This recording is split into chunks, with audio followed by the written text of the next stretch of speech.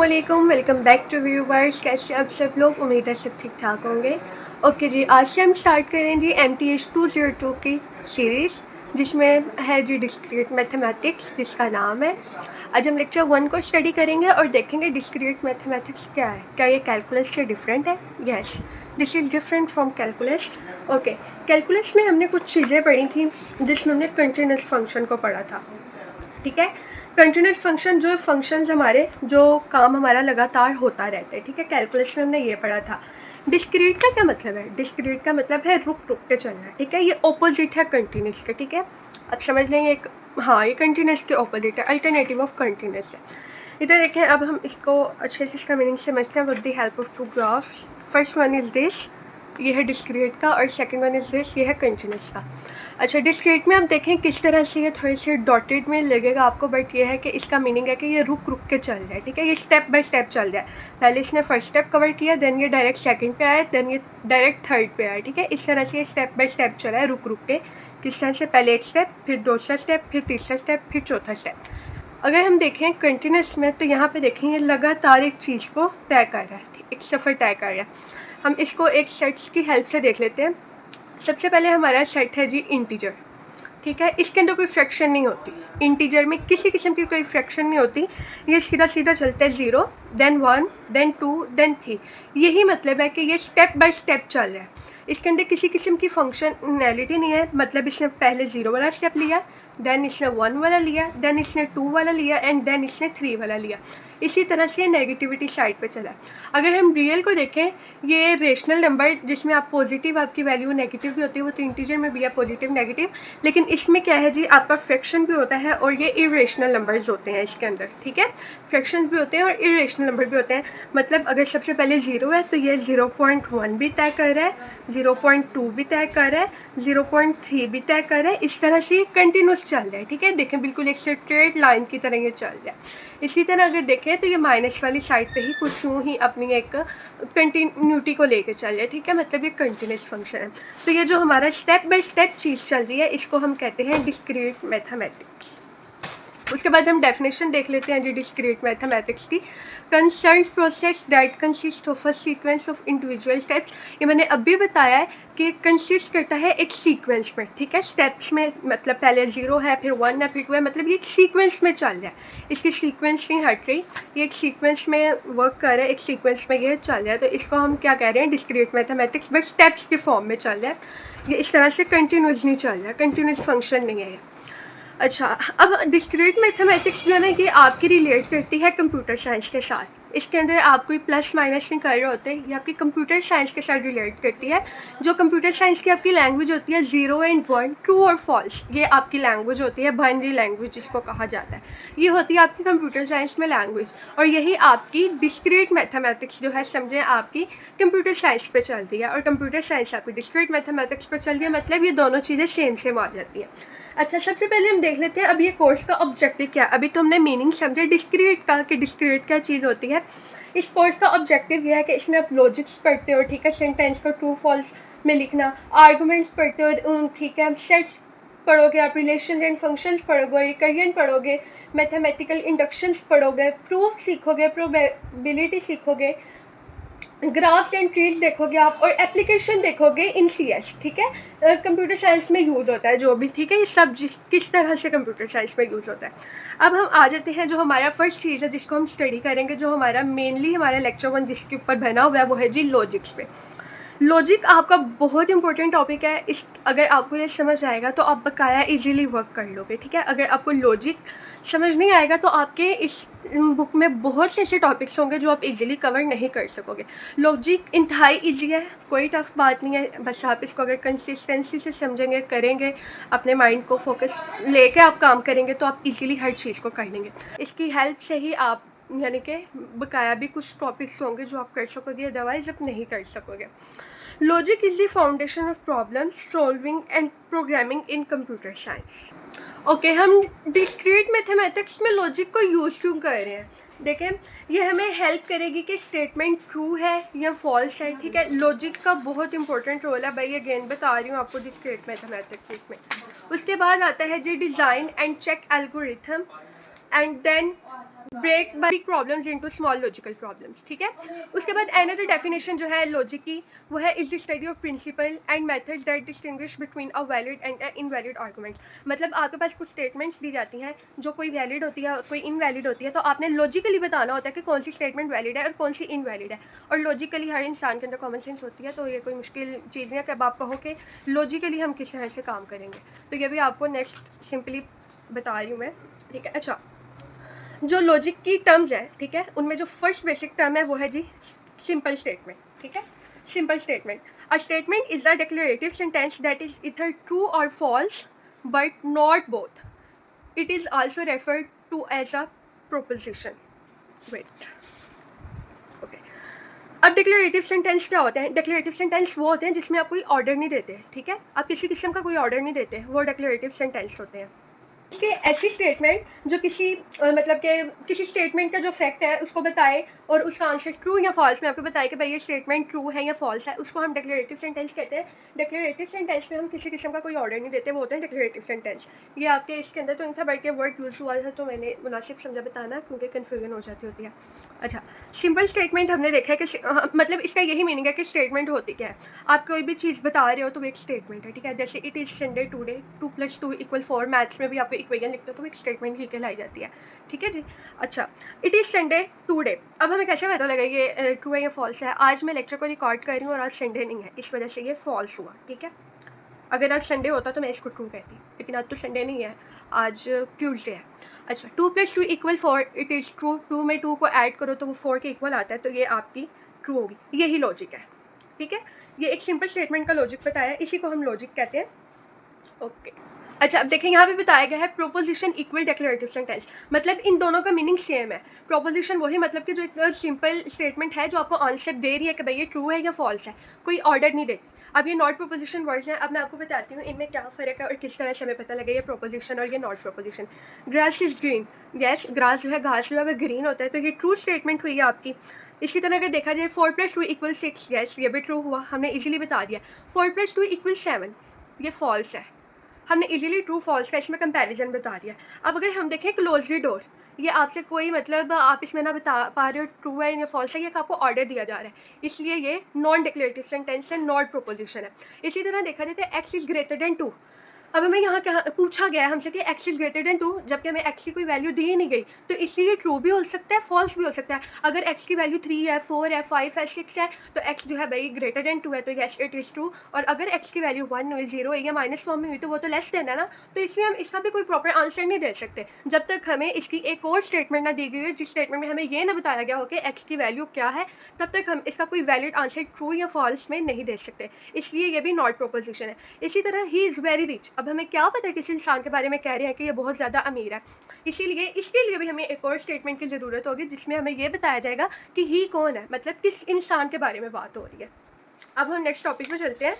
अच्छा, यहाँ पे एक नोट है आपका, there are only 2 values in logic, ठीक है, ट्रू और फॉल्स। ठीक, मैंने आपको पीछे अभी बताया कि लॉजिक क्या चीज़ है, यहाँ पे मैंने आपको एक्सप्लेन किया है कि यही चीज़ लॉजिक है कि आप एक स्टेटमेंट के थ्रू बता रहे हो कि फॉल्स क्या है, ट्रू क्या है, इसी को हम लोग जो है लॉजिक कह रहे हैं।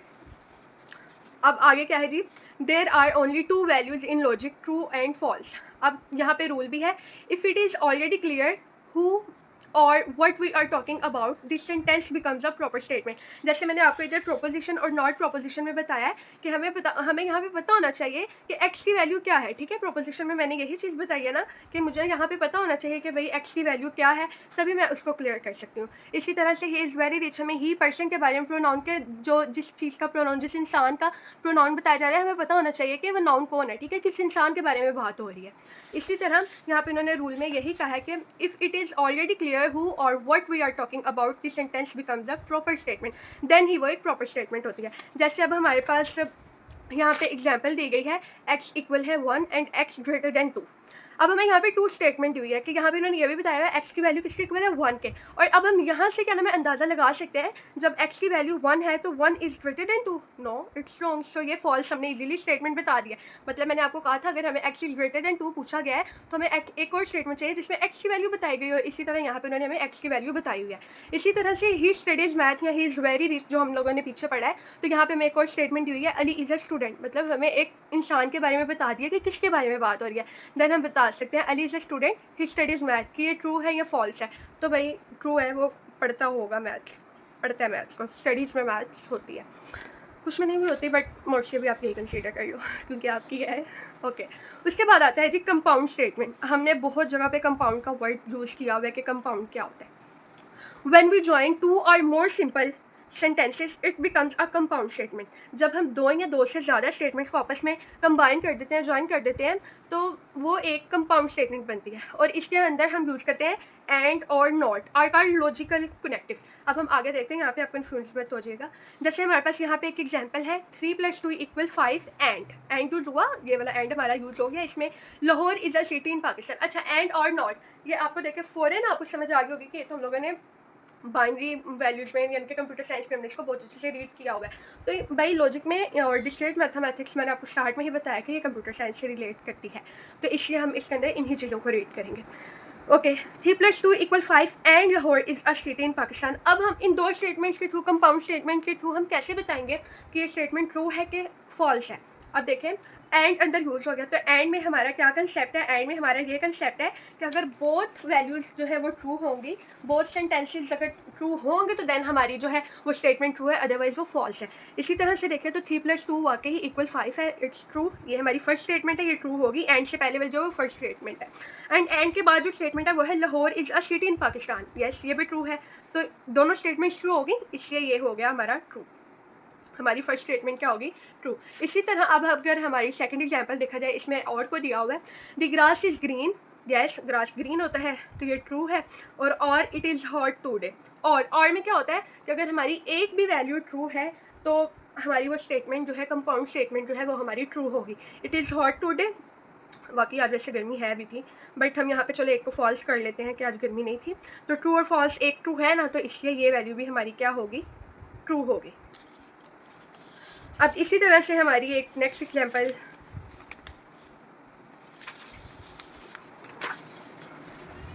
हम नेक्स्ट काम करेंगे इस। ओके, नेक्स्ट हमें ये टेबल था हमारे पास। अब देखें, इसमें उन्होंने साइंस जो हम लोगों ने यूज़ करने हैं, सिंबल्स जो हम लोगों ने यूज़ करने हैं, उनके नाम बताए हुए हैं कि एंड का सिंबल क्या है, और का सिंबल क्या है, नॉट का सिंबल क्या है, इफ़ देन का सिंबल क्या होगा, और इफ़ एंड ओनली इफ़ का सिंबल क्या होगा। और उनके जो है कनेक्टिव में जो नेम्स हैं एंड और नॉट वगैरह से हट के जो नेम्स हैं वो भी इधर बताए हुए हैं, जो उनके सेकंड नेम्स हैं, और उनको हम किस तरह से कॉल करेंगे। हम ऐसे थोड़ी, हम मतलब ये इस तरह से भी कह सकते हैं पी हैड क्यूब, ठीक है, हम लोग इस तरह से भी इन साइंस को बुला सकते हैं। अच्छा, कनेक्टिव में देखें, निगेशन, नॉट का सेकंड नेम निगेशन है, एंड का कंजक्शन है, और का डिसजंक्शन है, इफ़ देन का कंडीशनल है, इफ़ एंड ओनली का बाई कंडीशनल है। ये आप टेबल देखेंगे, मैंने आपको बता दिया कि इसमें क्या है और इसके अंदर और कोई चीज़ नहीं है। ओके, उसके बाद आता है जी हमारा सिंबॉलिक रिप्रेजेंटेशन। अब देखिए, हमारी स्टेटमेंट है, जब हम लोग ट्रूथ और फॉल्स का टेबल बनाते हैं तो हम उसको पता है ए बी नाम दे देते हैं, ठीक है, ए बी, और फिर सी सेकंड वन को हम लोग ले आते हैं। जैसे हमारे पास कुछ वैल्यूज़ होती हैं, मैं आपको बताती हूँ। ये देखें, हमारे पास कुछ वैल्यूज़ होती हैं जैसे ए और बी और सी, ठीक है। तो इस तरह से हमारे पास होता था true true, true false, false true, false false, ठीक है। और ये सी वाली हमारी आउटपुट बताती होती थी, ठीक है। तो ये फिर हम लोग फंक्शन के हिसाब से करते हैं, एंड और के हिसाब से, कि ये ट्रू है, ये फॉल्स है, ये भी फॉल्स है, ये भी फॉल्स है, ठीक है। तो ये इस तरह से हम लोग बनाते थे। इसी तरह से हम लोगों ने फिर स्टेटमेंट को भी नाम देना है, तो इसमें यही चीज़ उन्होंने बताई हुई है, symbolic representation. Statements are symbolically represented by letters such as P Q R. आप कोई और भी नाम दे सकते हो, ए बी सी दे सकते हो, आप एक्स वाई जी दे सकते हो, आप कोई भी नेम जो है ना इनको दे सकते हो। ये बहुत तंग कर रहे हैं पेजेस, ओके। अब इसी तरह से देखिए, हमारे पास इन्होंने इट इज़ हॉट, तो पी नाम दे दिया इसको फर्स्ट स्टेटमेंट को, और सेकंड स्टेटमेंट को इन्होंने इट इज़ सनी को क्यू नाम दे दिया, ताकि हम लोग टेबल जब बनाएं तो इजीली बन जाए। समझ आ गई है ना आपको। अब देखिए, इट इज़ नॉट हॉट। अब हम लोगों ने ये सिंबल्स पढ़े हैं कि हम लोगों ने इनके थ्रू कैसे इसको लेट करना है। जब हमारी स्टेटमेंट के अंदर नॉट वर्ड यूज़ हो चुका है, ठीक है, हमारी स्टेटमेंट के अंदर नॉट वर्ड यूज़ हो चुका है, तो इसका मतलब है ये निगेशन की बात कर रहे हैं, किसकी, नॉट की बात करें। तो नॉट का हमारा सिंबल ये है, इट इज़ हॉट, के फर्स्ट स्टेटमेंट और फर्स्ट स्टेटमेंट को हमने पी के इक्वल ऐड किया था, तो हम लोगों ने पी के साथ निगेशन का साइन लगा दिया, मतलब नॉट का साइन लगा दिया। अब सेकंड वन है it is hot and Sunny, and अंदर आ गया है, इट इज़ हॉट, ये तो हमारी फर्स्ट स्टेटमेंट है, इसके साथ तो कुछ भी नहीं है, नॉट वगैरह यूज़ नहीं हुआ, इसलिए हमने इसको ऐसे ही लिख दिया है। और सनी जो हमारी सेकंड जो है स्टेटमेंट थी क्यू वाली, उसके साथ एंड यूज़ हुआ है, तो हम लोगों ने इन दोनों के मिड में एंड को यूज़ कर दिया। इसी तरह और का भी कॉम्बिनेशन है, और इसी तरह देखें इट इज़ नॉट हॉट, अब फर्स्ट स्टेटमेंट उसने नॉट यूज़ कर लिया, तो इसलिए हम लोग फर्स्ट स्टेटमेंट जो पी है उसके साथ हम लोग निगेशन का साइन यूज़ करेंगे, और बट जो है एंड का ही रिलेशन है, एंड को ही रिप्रेजेंट करता है, तो ये एंड मतलब हैड का साइन, हैड दे के हम लोग आगे सेकंड स्टेटमेंट का क्यू लिख देंगे। ओके, उसके बाद आता है जी हमारा, अब बारी आई है जी हमारे ट्रुथ टेबल्स की। A chart that tell us the result of a compound statement in every case. अच्छा, ये एक चार्ट होता है, ट्रुथ टेबल एक चार्ट है, हमें हमारे जो हमारे पास कंपाउंड स्टेटमेंट होती है, ठीक है, दो या दो से ज़्यादा के स्टेटमेंट आ जाते हैं, उनके बारे में हमें बताता है कि मतलब कि किस तरह से क्या उसकी सिचुएशन है, क्या उसका आंसर है। ये आपको बताया था कि नॉट को हम लोग, not P is denoted by negation, मतलब नॉट का साइन और पी, हम लोग नॉट पी लिखने के बजाय हम लोग साथ में सिंबल यूज़ कर लेते हैं, ठीक है। और not makes the statement opposite. अगर हमारे पास एक स्टेटमेंट दी गई हुई है अली इज़ रिच, ठीक है, तो नॉट जो है हमारी इस स्टेटमेंट को उल्ट कर देगा कि अली इज़ पुअर, ठीक है, मतलब वो अमीर नहीं है, वो गरीब है। तो इस तरह से काम करता है। देखें जैसे हमारे पास स्टेटमेंट पी, यहाँ पे मैंने स्टेटमेंट नहीं लिखी, बट देख लें आप पी है, अगर ट्रू है वैल्यू तो नॉट जो है हमारी उस आंसर को फॉल्स कर देगा, और अगर फॉल्स है तो उसको ट्रू कर देगा। इसी तरह से अगर देखें कंजक्शन जो हमारा क्या नाम है एंड को रिप्रेजेंट करता है, और इसका सिंबल भी यहाँ पे दिया हुआ है, P and Q is generated by P, और मिड में एंड लिखने के बजाय उन्होंने सिंबल का यूज़ कर लिया। A compound statement with and is true only if both are true. ये मैंने आपको पहले बताया, एंड में अगर हमारी दोनों स्टेटमेंट्स जो है वो ट्रू होंगी तो हम लोग ट्रू करेंगे, अदरवाइज वो काम नहीं करेंगी। जैसे हम लोगों ने ये टेबल बनाया है, पी की वैल्यू ट्रू ट्रू, ये वो चीज़ है 0 0 0 1 1 0 1 1, ये हमारे बाइनरी नंबर्स होते हैं ना, ऐसे ही हमारे बाइनरी नंबर्स होते हैं ना, तो ये उन्हीं को रिप्रेजेंट किया हुआ है। अगर दोनों हमारे ट्रू है तो देन ट्रू है एंड में, अदरवाइज हमारा अगर एक भी फॉल्स है तो वो फॉल्स आएगा। इसी तरह से डिसजंक्शन में भी हमारा उन्होंने बताया कि compound statement is true with और if at least one part is true. अगर और में हमारे एक भी पार्ट ट्रू होगा तो हमारी स्टेटमेंट जो है वो पूरी की पूरी कंपाउंड स्टेटमेंट वाली वो ट्रू है, अदरवाइज वो फॉल्स ही रिप्रेजेंट की जाती है। जैसे पी है हमारे पास, टी टी ट्रू ट्रू, फिर पी है ट्रू, क्यू है फॉल्स, फिर पी है फॉल्स, क्यू है true, P false, Q false. तो इसी तरह से आर में हमारे उनका भी एक भी ट्रू है तो ट्रू है, और जहाँ पे दोनों फॉल्स आए हैं तो वहाँ पे हमारी जो है स्टेटमेंट जो है कंप्लीट फॉल्स हो चुकी है। ओके जी, यहाँ पे आपका ख़त्म होता है जी लेक्चर नंबर 1। उम्मीद है आपको समझ आ गई होगी। अगर आपको कोई भी क्वेश्चन हुआ आप कमेंट बॉक्स में ज़रूर पूछेगा, और अगर आपको लेक्चर अच्छा लगा हो तो देन भी आप मुझे कमेंट बॉक्स में ज़रूर बताइएगा। इससे हौसला अफजाई होती है और काम ज़्यादा अच्छे से करने को दिल करता है। थैंक यू सो मच कि आपने यहाँ तक वॉच किया, और चैनल को लाइक शेयर एंड सब्सक्राइब करना मत भूलिएगा। दोस्तों के साथ भी शेयर कीजिएगा ताकि उनको भी बेनिफिट हासिल हो। मिलते हैं आपसे नेक्स्ट लेक्चर में, तब तक के लिए अल्लाह हाफिज़, जज़ाकल्लाह।